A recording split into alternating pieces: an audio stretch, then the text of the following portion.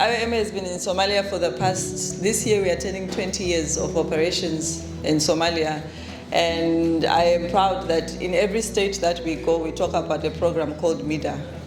And that program called MIDA has brought thousands, in their hundreds, of Somalis back home. We are proud to have had a prime minister, ministers, DGs, and other technical people that have come back through that process to come and rebuild Somalia. And so for us, the diaspora are really the true partners, and the policy becomes the framework through which that partnership continues to go forward.